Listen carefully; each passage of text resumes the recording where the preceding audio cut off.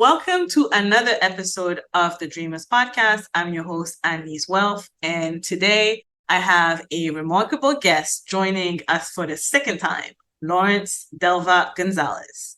Lawrence is a full-time financial literacy enthusiast who works a 9 to 5. Lawrence and his wife, Doreen, became millionaires in less than 6 years. Although they started from very humble roots, they became millionaires and they aspire to teach others how to build wealth. Lawrence is the co-host of a weekly podcast called The Financial Griot, where him and his two co-hosts talk about wealth and the stories that made an impact on their journeys to be whole, happy, and wealthy. You may remember Lawrence from season 1, episode 9 of the podcast, where he shared his journey from being 6 figures in debt in 2012 to crossing the $500,000 net worth mark in 2021.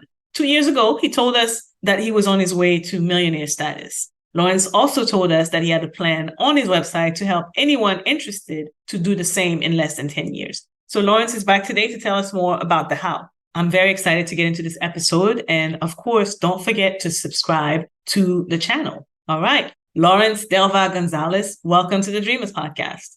Thank you. Thank you for having me yet again on this podcast. You're one of the first people to actually believe in me. So you're probably like outside of family that probably never really believed in me. But second to only Atlanta, you're actually one of the first people that really believed in me. So thank you for that. I appreciate that. Well, I remember you came on the podcast 2 years ago exactly, and you shared that you were on this journey. Back in 2016, you and your wife had a net worth of essentially zero. And the net worth is what you own minus what you owe. So it was at zero. And then by the time you came on the podcast, you had grown your net worth to $500,000. And you said then and there that you were on your way to become a millionaire. And you were going to show us all how we can do it, or most people who are motivated and here in this country can do it under 10 years as well. And so you're back now 2 years later and you're a millionaire. Yeah, such an odd thing to say. Yep, we're definitely first generation millionaires. And it's been a pretty wild ride. And correction, we were actually negative. like in 2016, we were negative net worth, meaning that you owed way more than you actually own. The thing that at least personally, I owed was nearly $125,000, or probably like $100,000 worth of student loan debt. I'm free of it now, free and clear. All right. So thanks for correcting that. But let's add some context to this, right? You were on the show in 2021. You shared your origin story. You're born in Haiti, raised by your aunts, I believe. You moved to the U.S. when you were a teenager? I moved to the U.S. when I was 9 years old. Specifically when I was 9, yeah, because my aunt lied to me and she's like, hey, you want to travel to Florida to go to Disney World? It was a lie. To this day, it was a cruel lie. Like I ended up in Miami. Yeah, I remember that. And then you met your mother actually for the first time. You grew up in poverty. You made a way through education, which I love because these days you hear the college is a scam conversation. So you made your way through education and really just being consistent, and you build wealth through investing. You are not an entrepreneur. You have a 9 to 5. Are you guys over 40 yet? I am 40. My wife she was born in 1990, so I'll give her 33. So she's younger than me, and she's like, yeah, I'm living the dream. Like I have no student loans and I'm also a millionaire. Love it. So, but I am 40 this year and I'll be 41 in December. So whoop whoop. Okay, so awesome. You guys did that basically by 40, or you just right at 40. So how has your perspective when it comes to wealth and money evolved since the last time you were here? Yeah, the last time I was here, we were at the halfway mark. And at that time, it was just one to be very surprised to get to this point. The entire goal was to prove to my friends that we can do it. Not just me, I could do it, but it's really about showing them that they can also put in some steps to actually do it. And during that time, I've learned so much more about the human psyche, our purpose of living per se, the main reasons why, and our intentions and how it drives us to get to that point where we're financially wealthy or not. And a lot of it is not a judgment call on the person. Are they good? Are they bad? As much more that these are the things that we choose in our lives. Do we choose to go out all the time? Do we choose to throw money? Or I've seen like people popping bottles at the clubs at one point. Now they're actually pouring bottles at clubs, which is, if you can imagine that, they take an entire expensive bottle of alcohol and they just pour it out. And that's like a bottle war thing. I'm watching people make decisions with their time. And at the same time, I'm also teaching and learning from others what it takes to really live a better life, a more meaningful life. So for me and my wife for the last, 2.5 years, we've been traveling, we've been enjoying our time. And we've also been spending a lot of quality time with our family and our friends to see how well they're doing, especially in post-pandemic. Love that. So you went from negative in 2016 to millionaire status in 2023. Do you mind sharing the average income combined during that time period? That's actually a hard question because we've done, as of now, it's one of those things I don't like when I hear on social media or even in podcasts when people just tell their story, but you don't hear the amount of income that they have and they make. As of now, me and my wife, we make over $200,000 combined, basically almost like split evenly across the board. But ultimately, we didn't start off this way. We started off at least in 2012, my first job was making $23,000 before taxes. My wife's first job out of college around the same time was making around $40,000. So in between, it's been a slog of just sticking with a job, you're shifting to other jobs, you're getting promoted, or you're trying to enhance your certificates and you're making these moves. And ultimately, you get to this point 10 years later when you look back and you're like, wow, this has been a journey. So the average is kind of hard to say because it wasn't like a stagnant, hey, we're stuck at 30K for 10 years. We've been making moves ever since then. So maybe the last couple of years, I would say is probably 120 or something if I had to do a rough guesstimation math over the lifetime. Thanks for sharing, because I think that definitely helps put things in perspective. So tell me about some of the financial habits that you had to let go of between 2012 and now. The biggest one was actually not paying attention to what my finances were. A lot of people are just kind of like going through the motions. Yeah, you get a paycheck, the paycheck comes in, and then you have expenses, or the other way around, where they have expenses and they're waiting for the paychecks to catch up to those expenses. So ideally, I had to start paying attention. There's one thing I try to recommend to a lot of people: become mindful of where your money is actually going. I think that's one of the biggest elements of personal finance. It has nothing to do with the amount of money you're making as much more. Do you even know what money you're making? And do you know how much you're spending? When I talk to different people and I encourage other people to kind of know their numbers, I ask them straight up, like, hey, how much do you spend a year? They have no idea. How much do you spend a month? They have no idea. Or how much do you bring in for a year? It's a rough guess, but they have no idea. So ultimately, that's the first step you want to go through, this exercise of knowing how much it is. And then from that point on, I think one of the biggest elements were to know where my biggest weaknesses were. And one of them was eating out. I wasn't the biggest person eating out in my friends group. I wasn't the one that eating breakfast, lunch, and dinner. Whatever it was, the casual buying at a grocery store, buying this, buying that, or even going out here and there, it was costing me nearly $360 per month. And the household that we stayed at with all four of us was costing $2,400 a month. So we were spending a lot of money on just food. And because we were spending money on our food, it was actually depriving of the thing that we loved to do or wanted to do. I wanted to travel. So I started really mitigating that, buying buy one, get one free days at Publix was, hey, it's still clutch to this day. You buy one, get one free on Thursdays. Okay, I'm there. So it was always an opportunity. And it's, at least for me, I found joy in that. For some reason, I felt like I was beating the system by getting an extra thing for free. So it was actually a good time. And also being joyful about the experience of where you are, no matter how much money you have. I think a lot of people start feeling bad for the amount of money that they have or don't have, or money they're bringing in or not bringing in. And that's part of the problem. You just got to, at least I had to rip off that Band-Aid. And this is why I started posting online and sharing it. Literally from that point on, I was like, I don't want to feel any level of fear. So I'll tell everybody, I'm making $23K a year. Let's go. So now there's nothing to be fearful about. There's just nothing but upwards from that point on. Gotcha. Okay, so you started basically better managing your money, right? But you didn't save your way to wealth, right? So you guys increased your income, but what else did you do to get this result?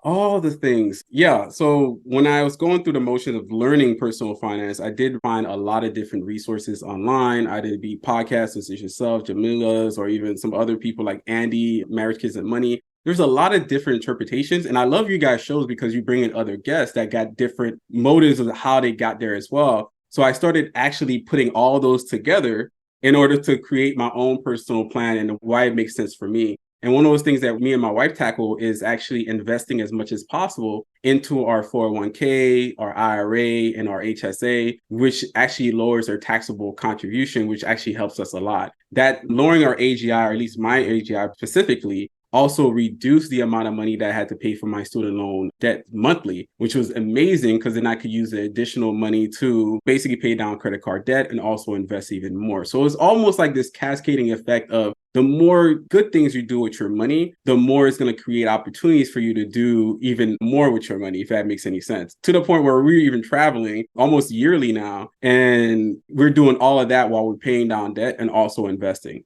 So you said AGI, just to clarify, that's adjusted gross income, and that's basically your income before taxes, after deductions. So I do want to talk about one thing you said, though. You said we basically, I don't know if you use the term maxed out, but we invested heavily into those pre-tax retirement accounts so that we could reduce our AGI. So sometimes people are under the impression that they cannot afford to invest in those accounts, and they don't realize that when you do the math properly, you might actually have the same take-home pay or something close to it. But in addition, you have your money invested in your retirement account. So can you talk more about that? Yeah, you can not afford to actually invest in those things because it's 100% benefit to you, especially if you have access to a 401k at your job. Majority of people that do have access, like 60%, do not match that they're in their employer account or even invest in their 401k, either because they're getting information from social media or not getting information at all because they don't know what it is. So at the end of the day, they're missing out on one of the perfect opportunities, which is a matching contribution, because even an average match of $3,000, I think that's the number now, $3,000 over the course of 40 years is worth $700,000 if invested at even historical average of 8%. That means I don't care if you messed up on this matching contribution, even if you get $500,000, you'd be better off than a lot of people retiring today. So for me and my wife, we have to ensure that because she has type 1 diabetes, one of those things that we want to ensure is that in retirement that we have enough to cover our medical costs, right? So because we want to have that and we have that intention behind it, we want to make sure that we're maximizing our 401ks, our IRAs, our HSAs, and those motions actually do lower your payroll contributions. They also lower your federal taxes at tax time, you're filing for your taxes, and it's creating more of an opportunity for you to basically finance your future. So in combination of all three of those things, basically being your 401k, which is, I think, a contribution of $20,500 in 2023.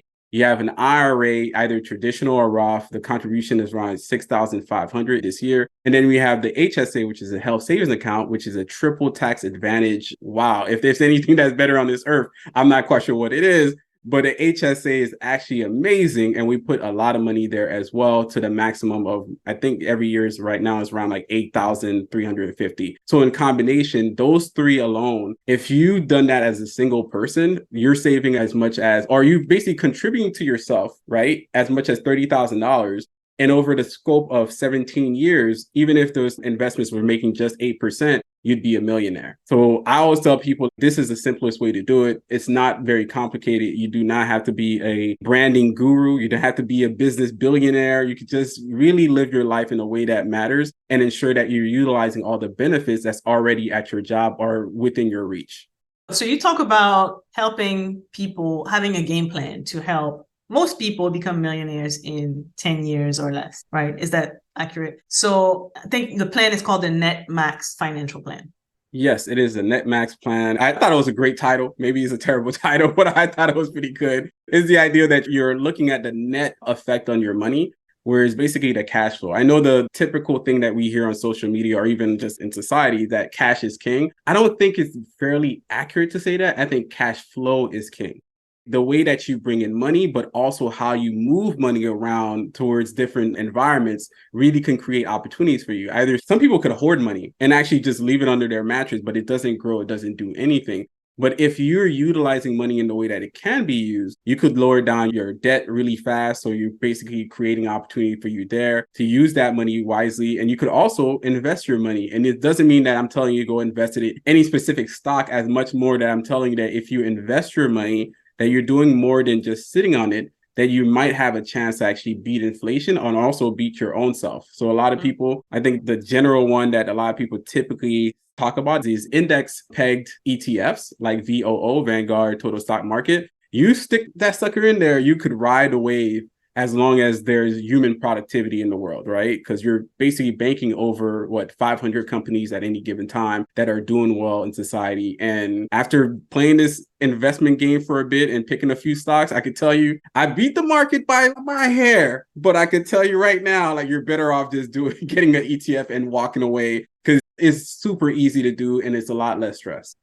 So it's interesting, right? Because I was looking at my portfolio this week, actually, and I'm about 80% in index funds. And then I have 15 in individual stocks and 5 in alternative investments. And yeah, it just doesn't seem to be worth it. The individual stocks. So I invest in companies that I truly believe in, that I think are going to be around for the long run, but it's not like I'm getting crazy returns compared to these index funds that I'm investing in. So I can definitely see what they say over the long term. If you don't want to spend your whole time thinking about which stocks to pick, and if you want a guaranteed way to build wealth over the long run, then stick with index funds. Yeah, because the idea is that you have to almost, especially when you're picking stocks, you have to be right on the way in and also be right on the way out. If not, be right in between as well, because you have to always kind of guess, is today the day that the market is going to drop, or am I going to stick with this investment for a while longer? And sometimes you stick with it for too long, you also lose out too, because there's other places you could have been.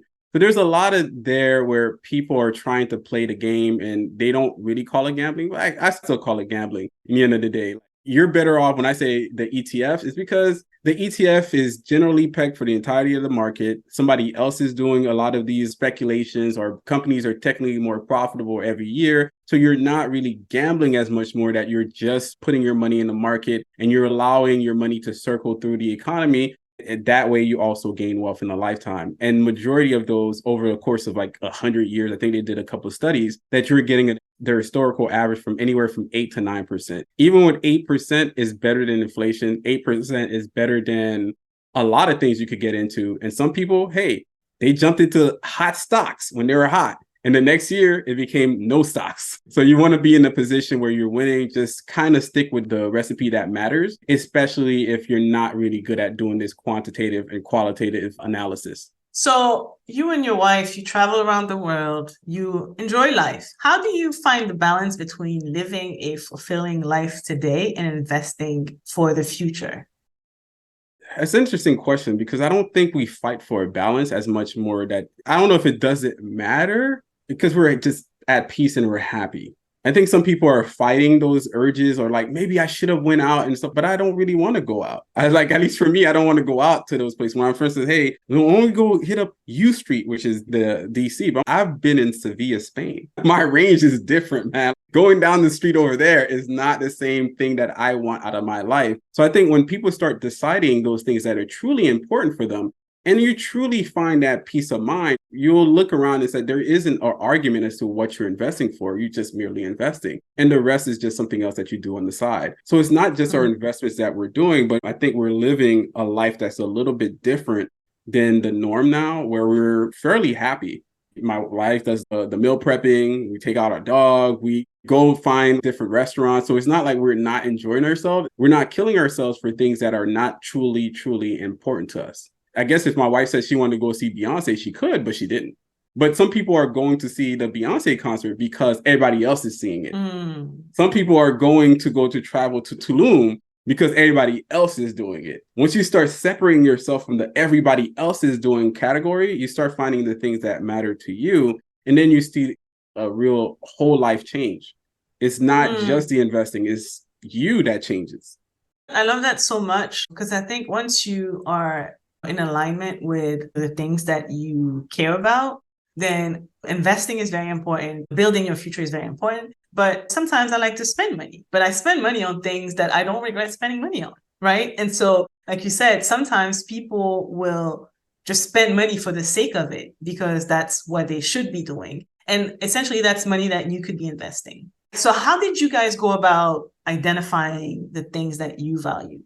I think that came kind of natural to us. So I could say that I'm fairly lucky to have my wife because it's not, I guess some people think that at some point is I'm the one driving the ship as much more as it's actually probably her that's driving the ship most of the time. Or maybe we just share the fact that we're just on the same boat and we're going in the same direction. But at the end of the day, it's not much of a battle between what we are deciding. It's just kind of is. So, for example, the last, 2 weeks ago, I kind of know that my wife likes to get out some because she gets cabin fever and she wants to go out somewhere. So I'm like, let me start looking around at the map. Maybe let's go somewhere for a quick fall trip down the road. Down the road seemed very expensive. We started looking up north. We saw that, hey, Vermont, I don't know why, but the hotels were like a Holiday Inn was $400 a night.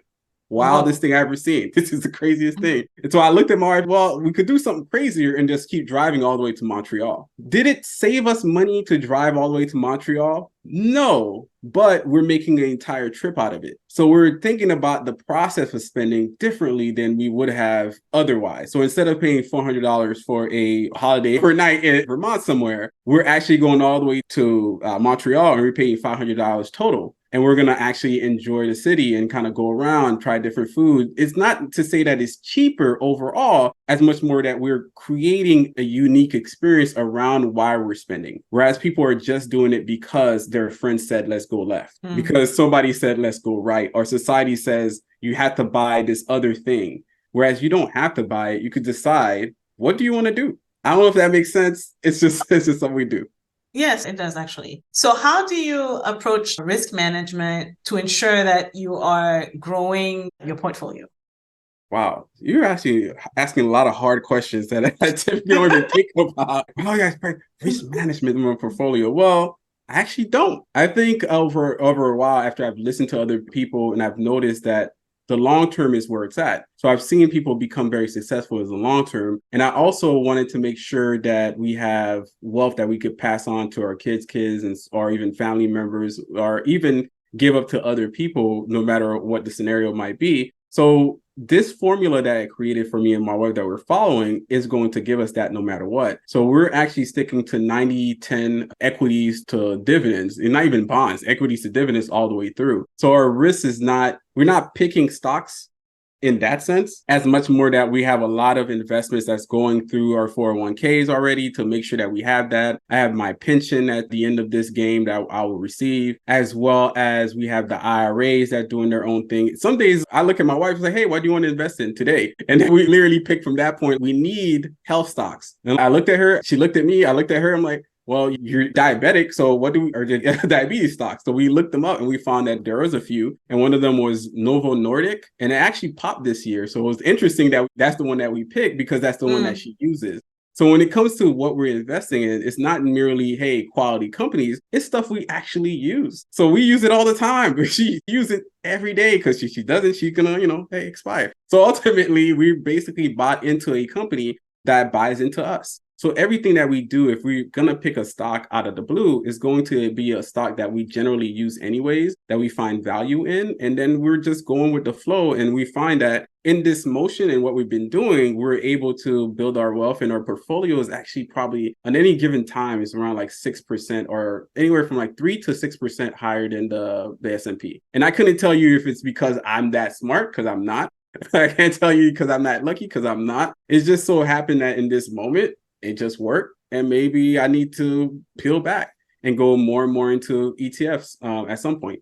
Got it. So as first generation millionaires, what are some financial values and lessons you want to pass down to your future children or just the next generation?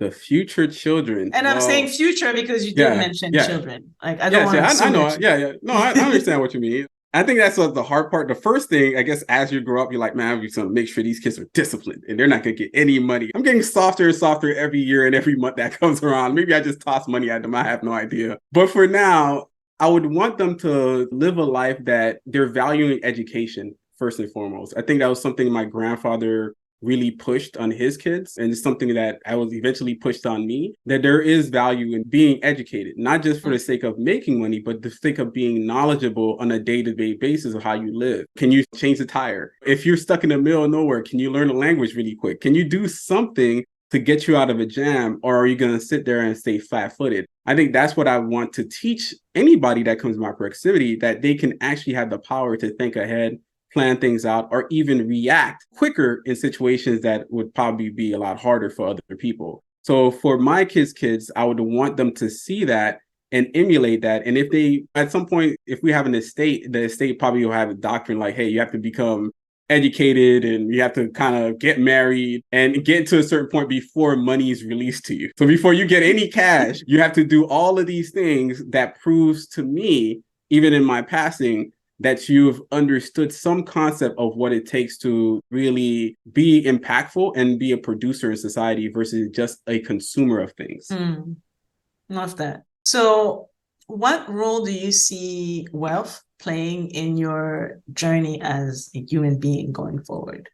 Well, it's an opportunity creator for me. So even in retirement, the things I'll look into is helping other people achieve some facet of their dream. So if there's somebody walking around and completely like, hey, I wish I only had 20 grand or 50 grand for somebody to invest in me so I could have the capital funds to create this restaurant or this local cafe. I love a cafe overseas. So get a couple of abuelas out here, give me a cafe out.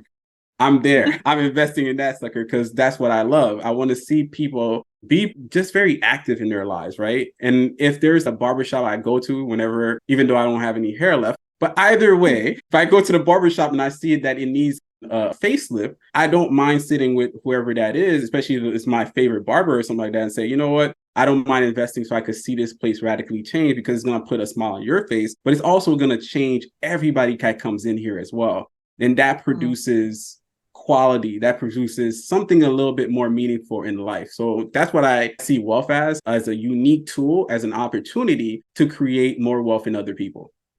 Love that. So what advice do you have for dreamers who are starting or early on their wealth building journey and have limited resources? I started off with limited resources. I think one of the things that my aunt told me years ago, and I thought it was pretty lame when she said it, is write it down, right? Write down your thoughts. At the time, I think she wanted me to journal, but I'm not telling you to journal. I still think that's kind of lame. But still, the idea that you need to write down your plans, your 5, 10, 20-year outlook, I think is very important. And it's a unique exercise that you can do for no money at all. On any given time and any given weekend where there's nothing going on, writing down your 5, 10, 20-year plan. What life do you want to live? How do you want to live life? What does it entail? What are the pieces in there? And this is something you could do with your spouse. And it's something definitely you could do with your kids. You challenge the kids, little cousins, little nieces, or even your own kids. You look at them and say, hey, in the next 5 hours here, I want you to draft down your 5, 10-year plan. And maybe they can even put it on the board. You can make it a family activity in which everybody is aligning with understanding who that person really is and what they really care about. So once you know that, that's how you can start drafting better plans for yourself and your family as well, because now you know what they're into. I've ran into a friend years ago. It's like, hey, my wife always just wanted to go to Paris. I'm like, then take her to Paris. I'm not saying take her to Paris today. I'm saying take her to Paris eventually so that at least you fulfill that one dream that she has. Or one of my other buddies, or I guess my buddy, but his wife hit me up. It's like, well, my husband's always trying to go on a business thing. I'm like, give him a stipend for a business every year. So at least he knows he has a range of a way that he can dream as well. So there's always an opportunity where you listen to other people, but also even listening to yourself and giving yourself an idea of how to dream better and how to make that dream into a reality. So what's next on your journey? What is like a goal that you're working towards? Oof, that's a man. Goals. Okay. Goal that I'm working on. I guess the next thing I told my wife, hey, we got to shoot for something. And the next goal is to become a millionaire in investment portfolio.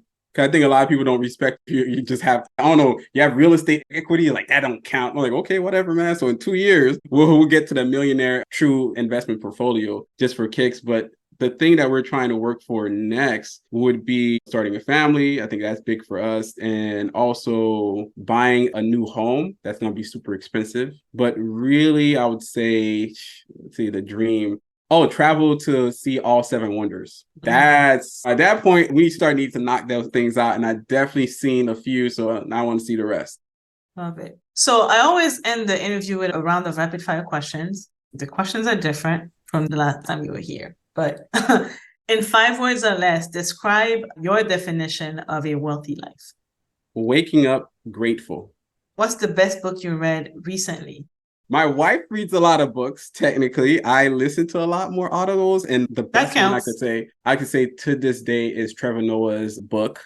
And for some reason, before I forget the name, Born a shoot, Crime. Born a Crime, Yeah. Stories from South Africa. Because I only was trying to remember the last part, because I think that's probably the more, for the first one, Born a Crime, I thought it was going to be more biography, but it ended up being Mm. this anthology of stories that he really crafted into a biography. It's amazing. And I recommend that for everybody to listen to, or well, I definitely recommend to listen to, because the way he speaks, tells his stories is also intriguing. And I'm more of a audio visual learner than I am just a visual learner. Mm. What's one part of your daily routine you can't live without? Daily routine I cannot live without. Now I can live without anything. I used to be in the Marine Corps. It's like we could do we could live without anything. Mine is like breathing air, I guess. We're not really attached. That's just part of our modus operandi. We're good at not being super attached to anything. So if you take Mm. away everything from me, I'll still be just fine. What's your favorite financial tool? Favorite financial tool would be Empower. It used to be called Personal Capital, which is probably my least favorite name change after X from Twitter. Right. Yeah, Personal Capital is so much better. I would just hope that one day to just go back, just go back to it. I told my husband the same thing. I don't get it. Don't. It's lame, but they are using Empower as a tool in other people's HR systems. Turns Yeah, out. so you know what they told me, because I used to write for Personal Capital, is they were purchased by Empower a few years back or 2 years ago or whatever, but they're just now changing the name. So if you had to pick one habit that improve your wealth, what would it be? Self-control. What do you want your legacy to be? One of happiness. Challenging, but happiness. So, Lawrence, it's been good having you back on the show. Please tell the dreamers where they can find you if they want to connect with you.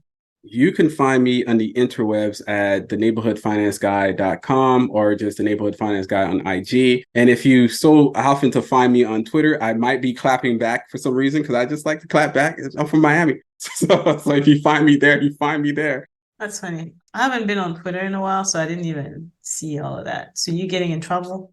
No, I don't think I'm in trouble, as much more that I have different perspectives. And in a world where people are forced to decide left to right, I'm neither or. And I like just to think of my own. So when you do that, it typically kind of frustrates other people, or your ideals frustrate other people. And I'm still like, hey, it's just my idea. They're like, no, you're supposed to think like me. I'm not. It doesn't make any sense. And I will not think like you. It's a very interesting space that we're living in society now, where people are telling you you should be free to think anything you want to think. And then when I think freely, they're like, boo, that's not the way I want you to think. Change it. All right. Well, thank you, Lawrence. Nah, thank you. You said Lawrence with a bit of an accent there. Hey, you gave up your accent. Hey, I'm a French speaker. Exactly. That was Lawrence Delva-Gonzalez. I hope you enjoyed this episode. Lawrence is a wealth of wisdom. His story is so inspiring, empowering, and I truly hope that you get some value from this episode. Make sure that you subscribe to the channel so you never miss an episode. Stay tuned for another video that I know you'll enjoy for sure.